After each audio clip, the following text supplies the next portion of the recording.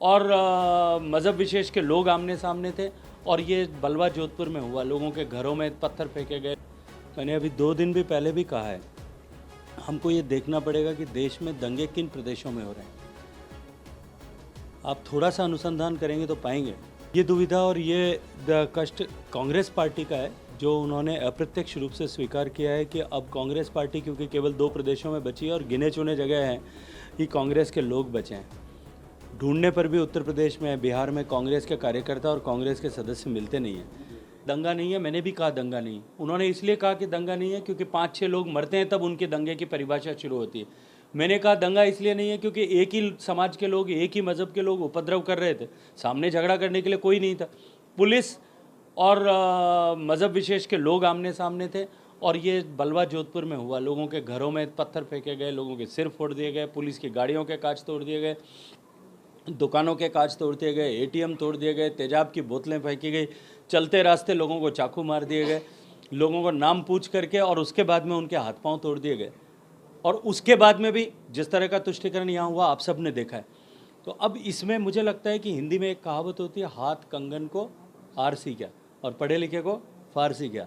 तो अब ये तो सामने स्पष्ट दिखाई दे रहा है। मुख्यमंत्री जी चाहे टेलीविज़न में खड़े होकर के वो जो है, पहले वो अपना एक टेप रिकॉर्डर में कैसेट आती थी, वो अटक जाती थी तो एक ही एक चीज़ बोलती थी। मुझे लगता है उनकी भी अटक गई है। देखिए, मैं एक बात कहना चाहता हूँ, मैंने पिछले सप्ताह भी आप लोगों के सामने कहा था, अगर साहस है माननीय मुख्यमंत्री जी, एक चिट्ठी लिख करके भेज दीजिए कि करौली, भरतपुर, भीलवाड़ा और जोधपुर के दंगों की सीबीआई जांच करे।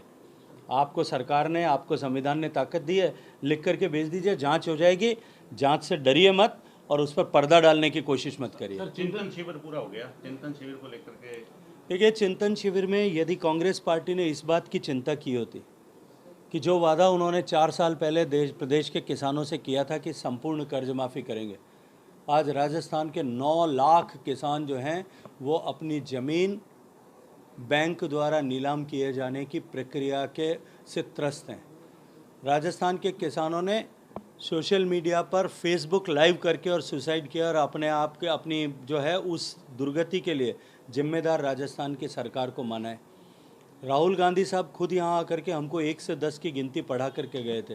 बेहतर ये होता कि इस चिंतन सत्र में इस बात की वो समीक्षा करते कि राजस्थान के किसानों को किया गया वादा 4 साल तक पूरा क्यों नहीं हुआ और अब किस तरह से करेंगे। बेहतर ये होता कि वो इस बात की समीक्षा करते कि हमारा राजस्थान जो देश की सांस्कृतिक राजधानी था, जो नारी के सम्मान के लिए पूरे विश्व भर में प्रसिद्ध था, उस राजस्थान को रेप कैपिटल बनाया। बच्चियों के प्रति दरिंदगी का जो है सबसे बड़ी घटनाओं का राजस्थान को केंद्र बना दिया। लॉ एंड ऑर्डर फेल्योर से लेकर के सरेआम हत्याएं, राह हत्याओं का केंद्र बना दिया। अभी कल की घटना तो आज अखबार की सुर्खियों में है कि किस तरह से जयनारायण पूनिया को सरेआम कांग्रेस पार्टी की सरकार में शामिल मुख्य सचेतक, एफआईआर में नाम है, के लोगों ने उनके कहने पर गोली मार दी। जो है मंत्री पुत्र के कारनामे अभी अखबार की सुर्खियों से हटे नहीं हैं, आज की अखबार की हेडलाइंस में है। विधायकों के आचरण और व्यवहार के हेडलाइंस में, आज की हेडलाइंस में।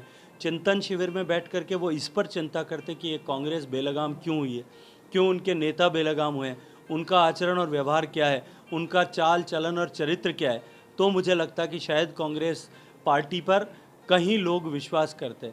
अब जब विश्वास खो रहा है तब यात्राएं निकालने की, नौटंकी करने से जनता साथ आने वाली नहीं है। देखिए, भारतीय जनता पार्टी एक एक्सटेंट तक माननीय मुख्यमंत्री बिल्कुल ठीक है। वे कहते हैं कि जहाँ दंगे हो रहे हैं वहाँ भारतीय जनता पार्टी और आरएसएस के लोग हैं, क्योंकि अब देश में चाहूँ और भारतीय जनता पार्टी भी है, दुनिया की सबसे बड़ी पॉलिटिकल पार्टी भी है, और आरएसएस का नेटवर्क भी देश में सब जगह है। ये दुविधा और ये कष्ट कांग्रेस पार्टी का है, जो उन्होंने अप्रत्यक्ष रूप से स्वीकार किया है कि अब कांग्रेस पार्टी क्योंकि केवल 2 प्रदेशों में बची है और गिने चुने जगह हैं कि कांग्रेस के लोग बचे हैं। ढूंढने पर भी उत्तर प्रदेश में, बिहार में कांग्रेस के कार्यकर्ता और कांग्रेस के सदस्य मिलते नहीं हैं।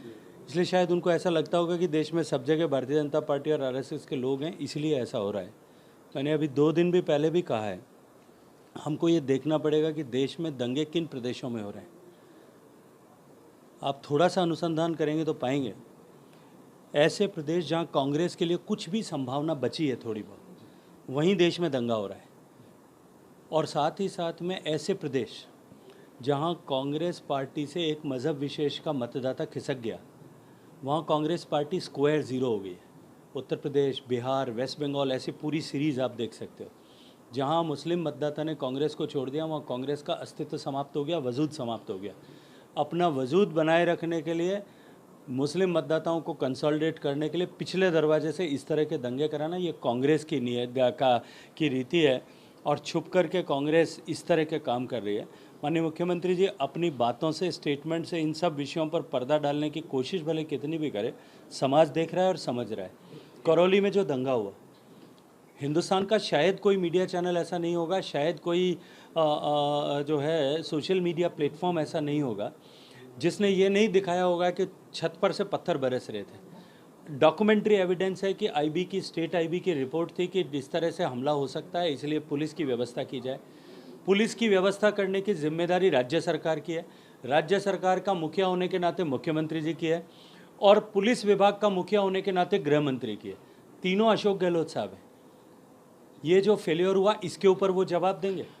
और क्यों करके इस तरह से हमला किया गया, शांतिपूर्वक निकलने वाले जुलूस पर हमला किया गया, और हमला करने के बाद में जिस तरह से तुष्टिकरण, वहाँ गिरफ्तारियों को लेकर के, कंपनसेशन में लेकर के जिस तरह से भेदभाव किया गया है, ये अब स्पष्ट दिखाता है।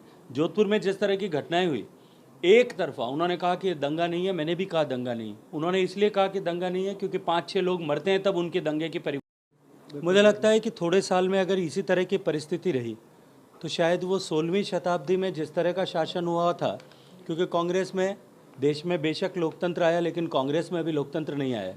अभी भी वो गांधी परिवार से बाहर नहीं निकले हैं। मुझे लगता है कि अगर इसी तरह से डूबते रहे तो थोड़े दिन बाद में वो ये घोषणा करेंगे कि राजतंत्र जिस तरह से पीढ़ी परंपरा से मिलता था, उसी तरह से नेहरू गांधी परिवार को जो है ये राजतंत्र मिल जाए, और ज़िंदगी भर, जीवन भर भारत में उन्हीं का शासन रहे। पर ये जो है अंध परिवार भक्ति कांग्रेस को इस तरह से लेकर के डूबी है, और उसको डुबाने का और अधिक गहराई में डुबाने का काम गहलोत साहब कर रहे हैं।